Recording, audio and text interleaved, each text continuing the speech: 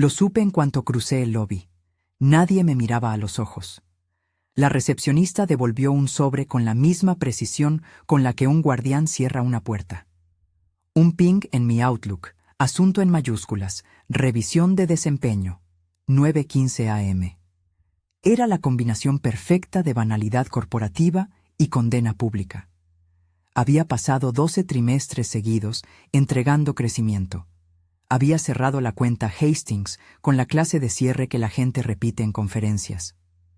Nunca imaginé que me llamarían a una reunión para decirme que mi puesto había sido eliminado justo antes de mi bono. Lo que sí sabía, y eso marcó toda la diferencia, es que yo misma había escrito la cláusula que iba a cambiar el final de esa historia. Claus 11C. Entré a la sala 4C con la calma de quien ha memorizado cada palabra de su contrato como una pequeña armadura. Había 2 sillas vacías y 4 caras que, de alguna manera, eran demasiado neutrales. Karen sostuvo la carpeta con la terminación como si fuera un documento muy delicado, no por el papel, por la narrativa. Y Brian miraba por encima de las gafas con ese gesto que pretende ser firme y se queda a medio camino entre la autoridad y la incomodidad. Me explicaron restructuring, position eliminated, effective immediately. Fue directo, frío, perfectamente rehecho en el guión corporativo. La guillotina administrativa baja sin ruido teatral. No me senté en la sala, no como ellos esperaban. Permanecí en pie, breve, con la tarjeta de acceso todavía colgando del cordón. Les di tiempo para que completaran su ronda de frases de efecto. Nadie gritó, nadie lloró. Ellos practicaron la distancia profesional. Yo practicaba el cálculo frío de consecuencias. La humillación fue pública, pero la amenaza real no estaba en su tono, estaba en la intención detrás de ese effective immediately. Creyeron que apartarme de la nómina sería el modo más barato de cortar una historia de éxito. Su objetivo, ahorrar alrededor de 4 mm. No sospechaban que mi contrato tenía un paracaídas en letra clara y con iniciales. Después de la reunión, caminé hasta mi escritorio con la misma calma controlada con la que alguien regresa a una escena después de examinarla. No hice escenas, no fui teatral, nunca lo soy. Abrí el cajón, saqué una copia física del acuerdo, porque siempre guardo copias físicas, y la abrí en el punto que yo sabía que debería ser indiscutible. Claus 11C, línea 22. Había trabajado esa cláusula en la negociación. La diseñé pensando en la posibilidad exactamente inversa a la que ahora se presentaba. Despidos tácticos para evitar obligaciones. Decía, en términos que yo misma había aprobado y que Brian y Karen habían firmado con iniciales en cada hoja. En caso de terminación involuntaria dentro de la ventana previa al vesting, se activaría la aceleración de vesting. Se aplicarían multiplicadores contractuales y se estipularía una recalculación que incluyera compensación por daños consecuenciales, lo que, en lenguaje menos solemne, transformaba el intento de ahorro en una factura mucho más onerosa para la compañía. Las firmas estaban ahí, las mías, las de Karen, y la autorización del comité reflejada en las iniciales de los ejecutivos pertinentes. El documento tenía además metadatos, timestamps que todo sistema de gestión de documentos registra por inercia, quién subió qué versión y cuándo. No era magia, era previsión. No improvisé. Abrí mi cajón. No fue suerte, fue previsión. Si te atraen estas historias de oficina donde la letra pequeña y la sangre fría intelectual cambian el juego, suscríbete para más. Tuve una conversación muy corta con HR, donde intentaron convertir la formalidad en una negociación amistosa. Karen pronunció la palabra discreción hacia mí, como si la discreción fuera algo que a uno se le prestara. Le respondí con lo único que tenía sentido. Pregunté por el proceso de terminación, por la notificación, por la fecha y hora exacta que figuraban en su carta. Las respuestas fluctuaron entre el vago y el tautológico, porque cuando alguien pretende que una acción es administrativa, prefiere que no deje rastros. Pero yo ya tenía rastros. Había copias, correos, versiones previas en SharePoint y, sobre todo, mi propia versión física con anotaciones que, en algún punto, alguien había contrastado y aprobado. La primera decisión estratégica que tomé fue simple en su forma y elegante en su ejecución. No confrontar en la sala. No alimenté el show. No entregué la emoción que ellos buscaban para validar su relato. Cerré la carpeta, recogí mis cosas más esenciales, documentos, un par de notas con números, y me dirigí a legal. Ya había identificado previamente a las personas que podían actuar rápido. Aaron Patel, Assistant Counsel, era la primera rueda de ese engranaje. Meredith Leo, Lead Counsel, era la que podía leer contratos como si fueran mapas. Sarah Clark, de Compliance, era la aliada que entendería por qué esto no era solo una disputa salarial. Era una línea cruzada en la gobernanza interna. En el pasillo, los rumores empiezan a estallar como un tablero de palomas. ¿La vio? ¿Qué pasó?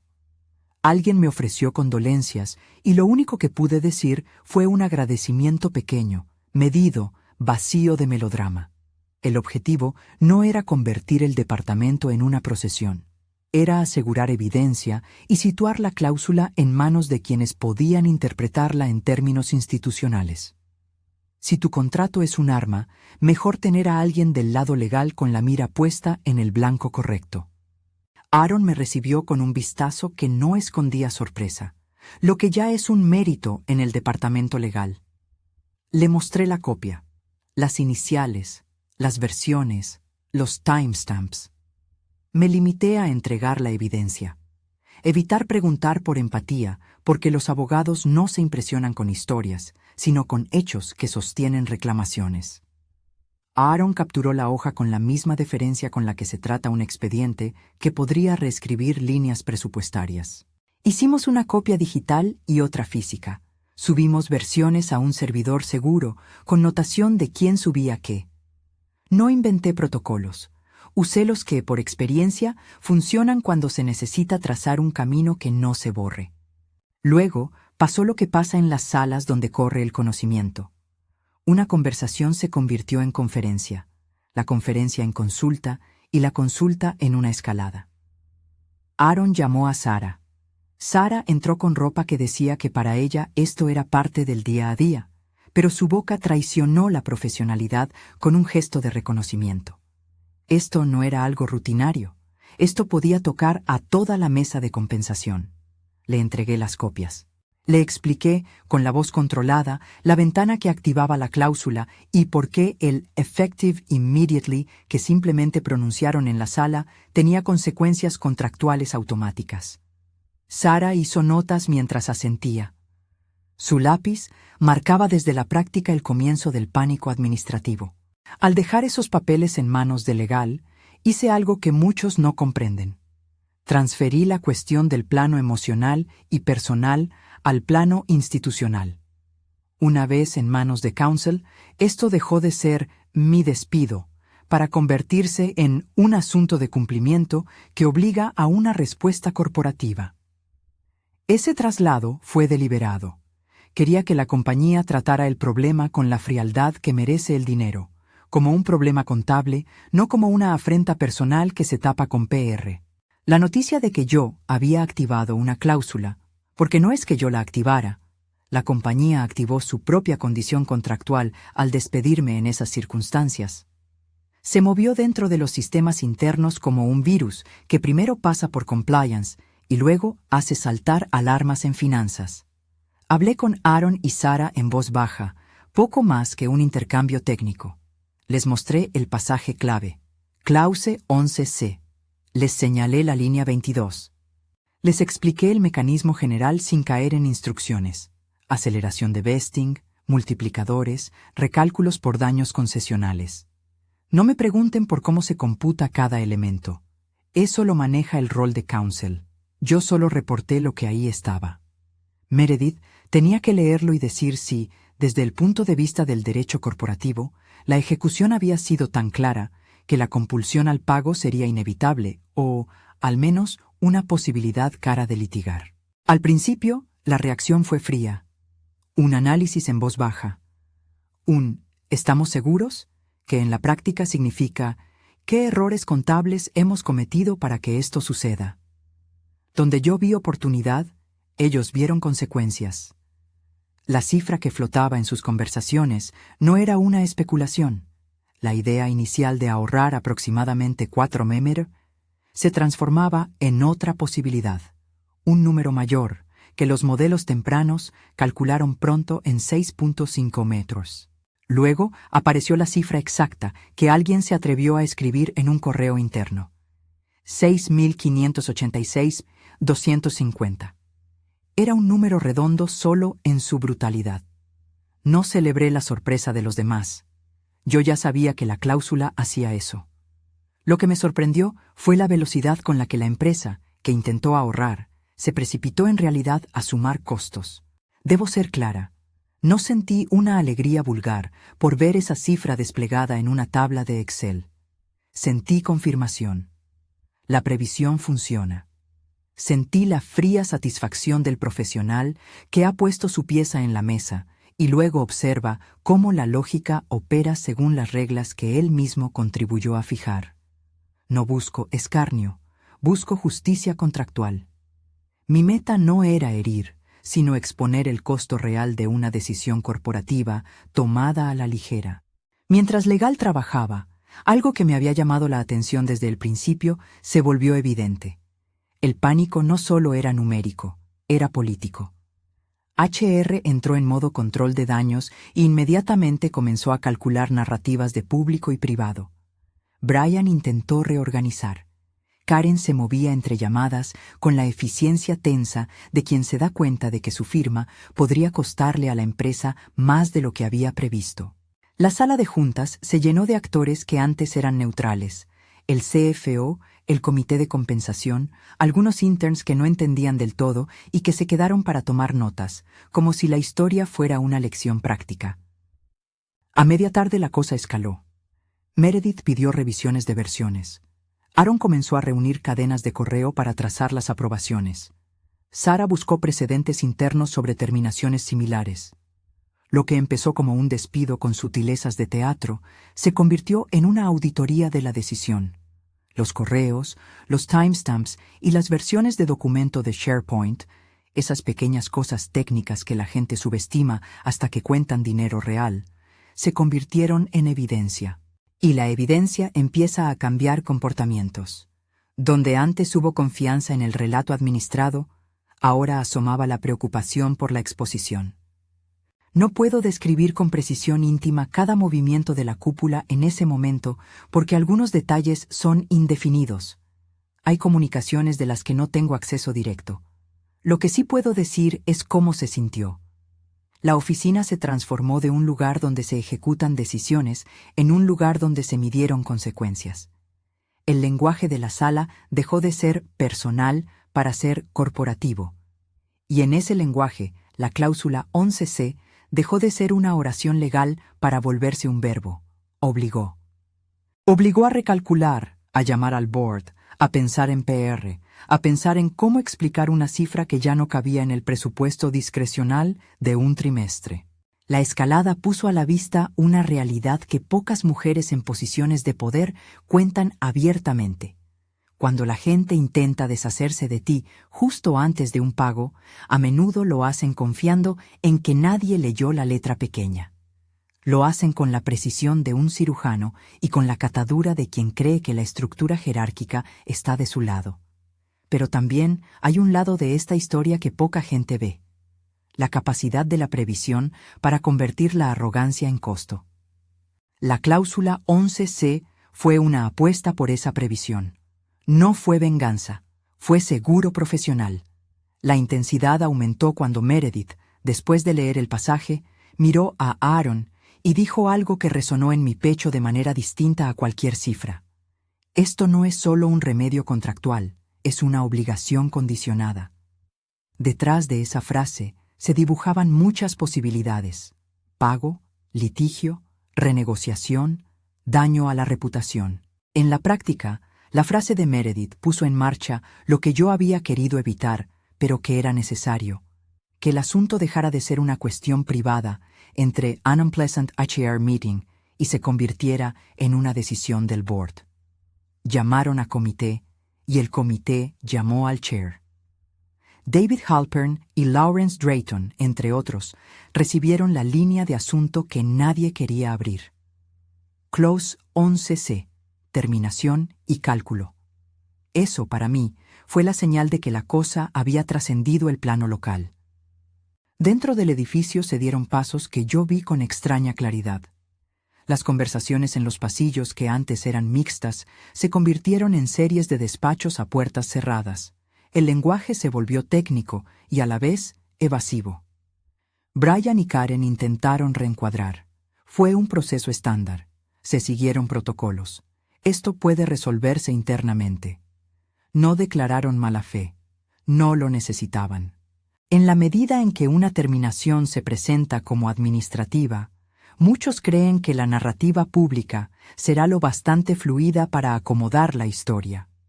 Pero la flacidez de esa narrativa se revela pronto cuando la evidencia contractual no permite interpretaciones suaves. Mientras tanto, yo me mantuve en mi postura, observadora activa. Hice lo que tenía que hacer profesionalmente: preservar pruebas, documentar conversaciones, asegurar que todo estuviera en manos de Counsel, y también cuidé lo personal. Llamé a un par de contactos externos para anunciar formalmente que estaba disponible para conversaciones sobre nuevas oportunidades. Como alguien que ha vivido la cultura corporativa desde adentro, sé que a veces la salida anticipada es también un punto de reinicio. No es cobardía, es economía emocional. No fui a buscar venganza. Fui a proteger lo que había hecho con mi trabajo y a garantizar que la empresa asumiera las consecuencias de sus acciones, no para humillarla, sino para que la lección fuera clara y se aplicara a quienes dirigen procesos y políticas. La tarde se cerró con una nota que todavía retumba en mi cabeza. Un correo con el asunto Emergency Board Meeting. Ese asunto no tiene ruido, solo consecuencia. Lo que vendría después implicaba decidir entre 3 caminos que las corporaciones empiezan a considerar cuando la letra pequeña les exige pagar. Pagar, litigar o buscar un acuerdo que limpie la imagen. Cada opción trae un set de costos distintos, y la cláusula 11C había convertido la opción de pagar a tiempo en, paradójicamente, la opción menos costosa para la empresa en términos de exposición total. Esa es una ironía que no me regocija.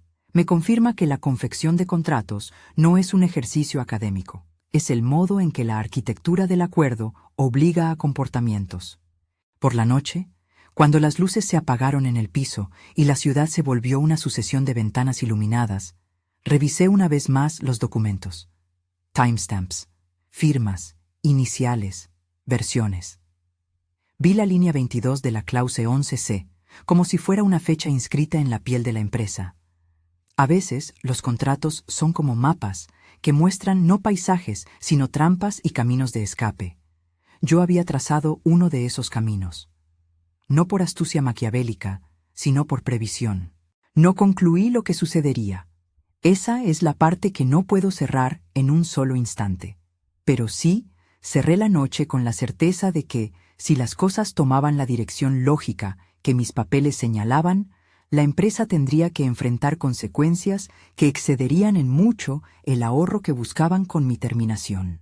La tensión que sentí no era de venganza, era la tensión íntima de quien pone su trabajo sobre la mesa y espera que la institución, por el bien de su propia coherencia, responda conforme a las reglas que ella misma firmó. Al día siguiente, la maquinaria corporativa ya no era la misma. Los correos se multiplicaron, las reuniones se superpusieron y el rumor se convirtió en agenda oficial. Vi a Brian con su teléfono en la mano, caminando rápido, y a Karen intentando articular un plan que no colapsara bajo el peso de la nueva cifra que circulaba. Las conversaciones de la mañana eran distintas a las del mediodía anterior. Ahora incluían a gente que antes no se preocupaba por una sola ejecución puntual. Aparecieron menciones a Board Notification, Compensation Committee y la palabra que todos evitan porque trae consecuencias reales: disclosure. Mi papel en ese momento fue el del ingrediente que la receta corporativa no había previsto. Yo no quería protagonismo, quería solución. Pero las instituciones no siempre buscan soluciones limpias cuando se sienten acorraladas. A veces reaccionan con PR, a veces con números, a veces con la proyección de enfrentar todo en tribunales. El trayecto que toman depende de muchas variables, políticas y personales. Lo único cierto, lo único que estaba en mis manos, era la evidencia. Y evidencia era lo que había entregado. Poco antes de que convocaran al board, recibí un mensaje escueto de Meredith. Revisión hecha. Necesitamos presentar el caso a la mesa. Prepárate para preguntas. Era una instrucción sin emoción. No pedí más. Lo que yo había hecho hasta entonces había sido anticipación y contención. Ahora el asunto entraría en su fase institucional, donde nombres como David Halpern y Lawrence Drayton tendrían que decidir si la empresa asumía el costo inmediato o se enredaba en un litigio que, a la larga, también costaría. Lo que no podía prever era la secuencia exacta de comunicaciones, la coreografía del miedo que provocaría la cifra de 6.586.250 en un Excel. Pero sí sabía que, cuando una cláusula está bien escrita y está firmada por quienes deben firmarla, no es fácil borrar su efecto. Mientras esperaba la llamada que confirmara el siguiente paso, me senté a ordenar mis notas. No por nostalgia, por claridad. Tomé una fotografía de la página relevante, la guardé en un archivador cifrado y apunté, casi como una broma privada, Clause 11C, Line 22, en el pie de una nota. Más que un gesto de triunfo, fue un acto de registro, una constatación que, si alguien intentaba reescribir la historia, ahí estaría la prueba. No hice una publicación ni un tuit sarcástico. Soy profesional, no show. Pero ese gesto me dio una especie de cierre momentáneo, y también me preparó para la transición que sabía que vendría, del silencio de los testimonios a la exposición pública del board. La siguiente hora fue de espera. En esa espera vi cómo la máquina corporativa hacía ruido. Conversaciones veloces en pasillos, servidores echando humo de correos, la presencia de Counsel que ya no era un rumor sino una certeza. Fue entonces cuando entendí por qué algunos creen que la letra pequeña es solamente letra pequeña, porque a menudo no miran la arquitectura que intentan manipular. Mi cláusula 11C había sido arquitectónica. No era venganza, era diseño. Y ahora ese diseño exigía que la empresa respondiera. Cuando sonó mi teléfono, la voz de Meredith fue práctica. Board in 60, prepara punto de hechos y copia para distribución. No hubo dramatismo. No era necesario. Cuando una institución se enfrenta a su propio contrato, los hechos hablan con más fuerza que las emociones. Me levanté, guardé mi carpeta, ajusté el blazer y me dirigí a la sala. La historia, en ese momento, cambió de manos, de mis manos a las de la empresa. Yo ya había hecho lo que debía. La organización tendría que manejar la consecuencia. Y las consecuencias nunca son solo numéricas. Son políticas, son reputacionales y, a veces, son personales. Cruzar ese pasillo con la carpeta bajo el brazo me hizo pensar en la imagen que, años atrás, nunca habría imaginado. Una profesional cuya previsión se convierte en el cauce por el que la propia empresa debe navegar. No era una victoria en el sentido tradicional, era la confirmación de un principio. Si firmas algo, te obliga. Y cuando un actor intenta evadir esa obligación por medios estratégicos, la letra pequeña, bien escrita, clara y firmada, puede revertir la ecuación. Cuando entré a la sala, donde ya se acumulaban algunos miembros del board, vi a Lawrence Drayton y a David Halpern consultando papeles como dos jueces que revisan expedientes. El clima era sobrio. No era espectáculo, era cálculo. Me llamó la atención la calma tensa en los rostros de quienes habían sido decisores. No por indolencia, sino porque la tarea ahora era administrativa. Decidir si aceptar el costo, si prepararse para la defensa o si intentar un acuerdo que mitigara la exposición. La presencia de la cifra 6.586.250 flotaba en el aire como un número que no se puede ignorar. Y así, en ese momento de transición, cuando la mesa ya tenía el memo, los papeles y las copias, la cuestión no era ya personal. era institucional. Lo que viniera después requeriría la decisión de muchos, no de uno. Entretanto, yo hice lo único que me correspondía: mantener la compostura, conservar la evidencia y estar lista para actuar según la resolución de la compañía. No con la violencia de quien desea ver a otros caer, sino con la serenidad de quien, habiendo previsto, puede seguir adelante con su carrera sabiendo que la justicia contractual, cuando existe, cumple su función. La sala comenzó a llenarse de voces. El tiempo para mí, por un instante, se redujo a un hilo. La cláusula 11C, la línea 22, la firma que había salvaguardado mis derechos. En verde, en rojo, en números fríos que alguien proyectó en la pared, la historia mostraba su dimensión financiera. Pero la historia no estaba cerrada. Todavía faltaba ver qué camino elegiría la empresa: pago, litigio o un intento de arreglo público que limpiara el nombre mientras siguiera implicando un costo. Y en esa espera, en esa tensión que no se resolvía en un solo gesto, supe que mi previsión me había dado algo que valía más que cualquier bono: claridad. La sala del board olía a café recalentado y a decisiones que buscan consuelo en cifras. Cuando entré, el memo ya estaba sobre la mesa en varias copias: la versión redactada por Meredith, las notas de Aaron y un apéndice de Sarah con referencias internas. Nadie me saludó con afecto. Nadie tenía por qué hacerlo.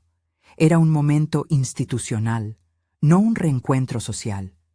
Me senté en un extremo del pasillo, no en la mesa central, porque prefería que la atención fluyera hacia los papeles y no hacia mí. La mirada que crucé con Lawrence Drayton fue la de alguien que sabe que su firma podría ser el punto donde una historia cambia de color. Meredith empezó a hablar con la exactitud de quien maneja precedentes y al mismo tiempo con la cautela de quien sabe que está marcando un terreno político. Leyó en voz baja el pasaje clave y explicó, sin teatralidad, el mecanismo: la activación condicionada de la clause 11, C por una terminación involuntaria dentro de la ventana previa al vesting, la consecuente aceleración de adjudicación de acciones y la aplicación contractual de multiplicadores que elevaban el costo más allá del ahorro pretendido.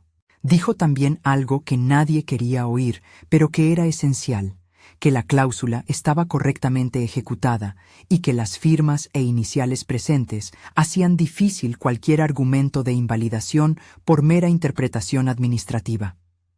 El CFO miró la hoja con la liviandad con la que uno contempla un certificado de defunción. La cifra se proyectó en la pantalla, fría y obvia, y en la sala se produjo un breve silencio que tuvo más que ver con el reconocimiento de la aritmética que con la sorpresa. Nadie en esa mesa quería pagar, y sin embargo, la estructura contractual estaba diseñada para que, en ciertas condiciones, el pago fuera el camino más claro. Alguien habló de litigio. Otro evocó la exposición mediática. Brian, que hasta hace días había liderado conversaciones sobre eficiencia, ahora se veía pequeño frente a una presentación de Excel que no entendía cómo devoraba sus planes. Hubo un momento, breve, casi subrepticio, en el que pensé en la ironía de haber pasado horas arreglando números y ahora ver cómo esos mismos números leían mi trabajo. No lo pensé con regocijo.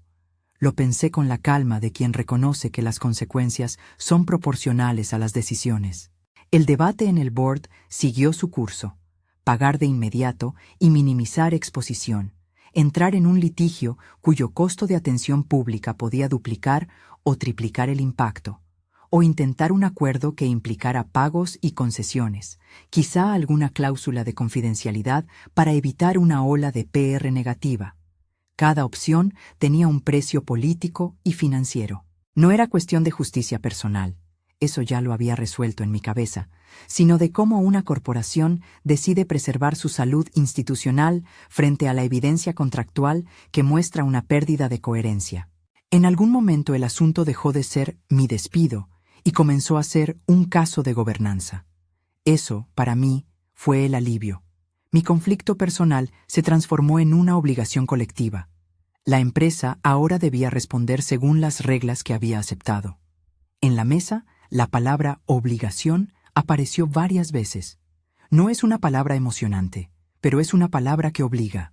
Hubo llamadas cruzadas. Se pidió opinión externa en modo reservado. Se consultaron asesores que, por su voz, demostraban que a veces los procesos corporativos tienen niveles y más niveles de relectura.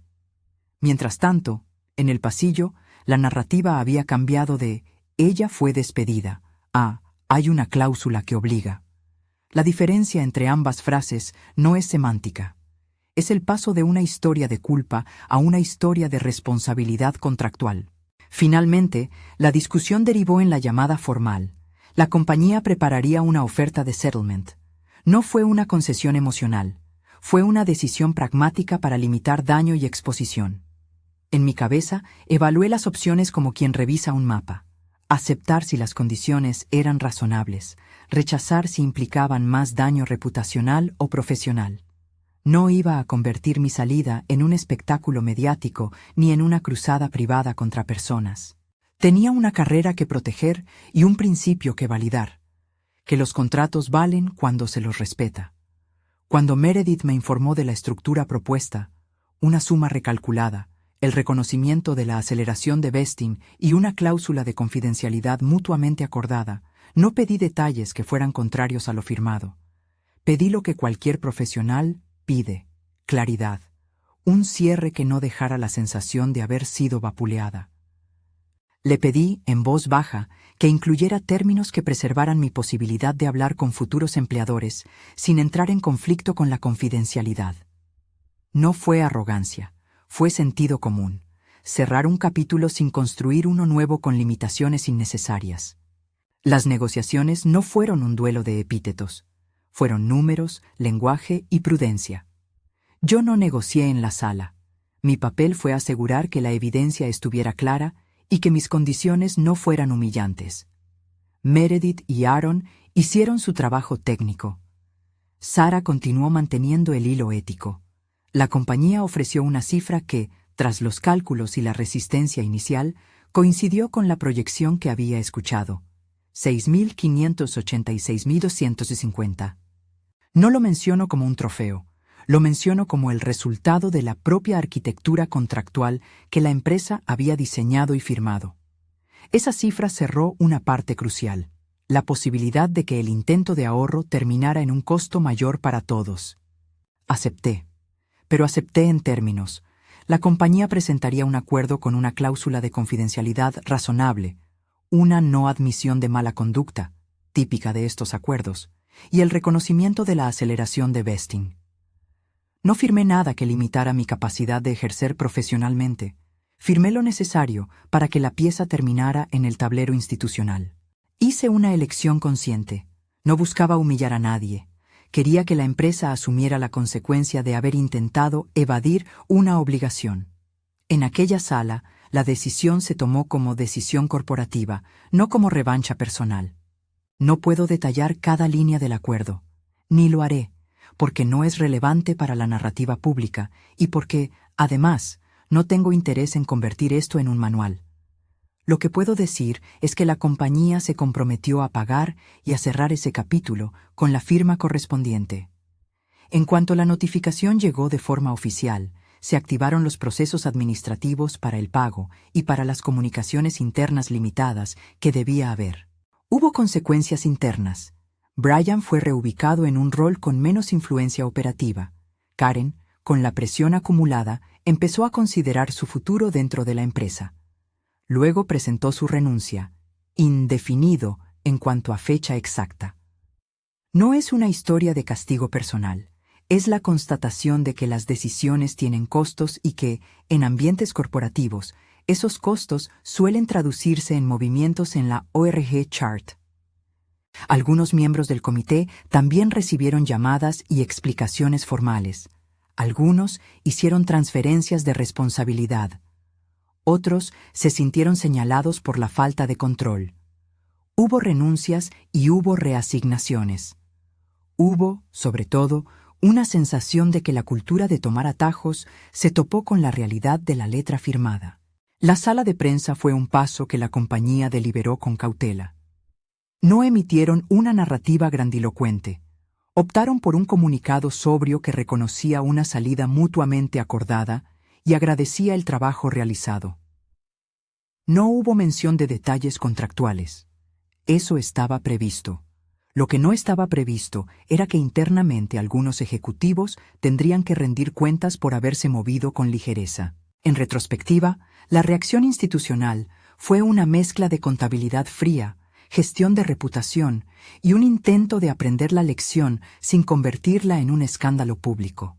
Después de firmar el acuerdo, recogí mi carpeta y, antes de irme del piso, pasé por mi escritorio por última vez. Era un gesto ritual más que práctico. Dejé atrás mis notas, mis tazas, mi planta que de algún modo había sobrevivido a varias reestructuraciones. Tomé una última fotografía de la página que ya había fotografiado antes. Close 11C, line 22. No lo hice para fardar. Lo hice para conservar un registro personal. La constancia de que la previsión puede ser, a veces, la fuente más pura de justicia profesional.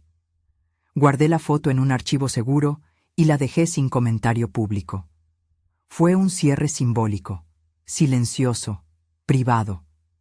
No celebré en el sentido ostentoso.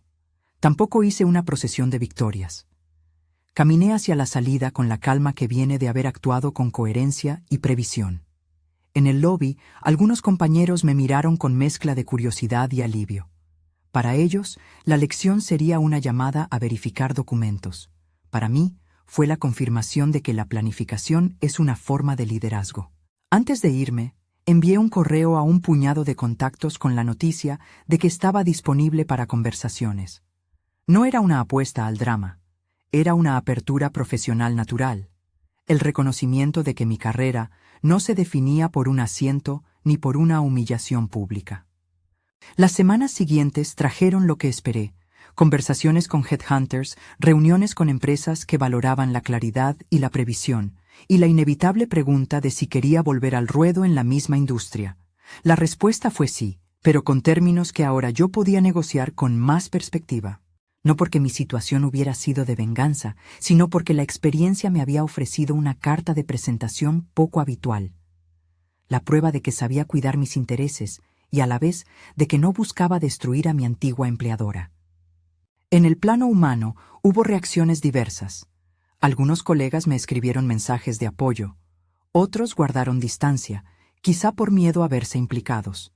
Sara, por su parte, pasó de ser una aliada discreta a una profesional cuya reputación interna se fortaleció por su integridad. Aaron recibió el reconocimiento tácito de haber actuado con profesionalismo. Meredith, con su calma habitual, no buscó crédito. Su actuación profesional quedó clara en las notas y en la decisión del board. David Halpern y Lawrence Drayton conservaron la compostura institucional. A la larga, la compañía tuvo que revisar procesos para que situaciones similares no quedaran al arbitrio de decisiones mal calculadas. En una conversación breve y sin dramatismo, le dije a Karen lo que debía decirse: que yo no había buscado humillarla personalmente, que mi intención nunca fue esa y que esperaba que la experiencia la hiciera reflexionar sobre cómo se toman decisiones. Ella respondió con la mezcla de culpa y evasión que ya conocía. No era una confesión pública, ni la necesitaba. Era una rendición humana de quien había estado en la línea de fuego. Más tarde, supo su renuncia, indefinido como fecha precisa en la memoria pública, y su marcha fue un paso que cerró un ciclo interno. La lección más sólida de todo esto no es el monto numérico, tampoco es la humillación pública, ni el relato que algunos cuentan en comidas de oficina. La lección es institucional. La arquitectura de un contrato puede convertirse, cuando se la ejecuta con previsión, en la palanca que obliga a una organización a rendir cuentas. Eso es lo que hice. Convertí un posible acto de arbitrariedad en una pregunta de gobernanza. No lo hice con malicia, lo hice con previsión. A nivel personal, aprendí algo que ya sospechaba, pero que la experiencia confirmó: que la calma estratégica no es indiferencia, es dirección. Mantener la compostura no significa renunciar a la acción, significa seleccionar la acción que produce cambio estructural en vez de episodios emotivos. No busqué la humillación del otro, Busqué que la empresa responda por sus actos según el contrato que todos habíamos firmado. Ese es un principio profesional que, en mi caso, tuvo una aplicación concreta. Si alguien me pregunta hoy si lo volvería a hacer, la respuesta sería sí, con la misma serenidad y previsión. Y lo diría no como una celebración, sino como una constancia profesional. También diría que la situación dejó claro algo que muchos evitan mirar. La letra pequeña importa. No porque quiera generar miedo, sino porque quiero que quienes ocupan puestos de decisión entiendan que sus acciones tienen consecuencias cuando son mecánicas y no reflexivas. Al final, la empresa pagó. Hubo ajustes en puestos y responsabilidades. Algunos renunciaron, otros se quedaron para reconstruir procesos. El board aprendió, o al menos tuvo que reconocer, que las políticas requieren de revisión constante. Para mi parte, el capítulo se cerró con un pago que no compraba mi dignidad, pero que representaba la consecuencia económica de una decisión que la compañía había tomado precipitadamente. A partir de ahí vino la transición. Entrevistas, conversaciones, ofertas. No busqué una venganza mediática. Mi objetivo era seguir adelante. Y, poco a poco, la vida profesional retomó su curso. Encontré oportunidades que valoraban la claridad, la previsión y la experiencia que había acumulado. No fue una salida dramatizada. Fue una puerta abierta por la lógica de un contrato bien escrito y por la tranquilidad de haber actuado con profesionalismo. Alguna gente me pidió que contara todos los detalles, que hiciera una lista de pasos o que explicara tácticas. No lo hice. No porque no tuviera ganas de detallar mi estilo de trabajo, sino porque esta historia no es una receta. Es una experiencia con una moraleja. Cuando firmas algo, el contrato es un mapa que puede protegerte o condenarte según cómo actúes. Aprender a leer ese mapa es responsabilidad profesional.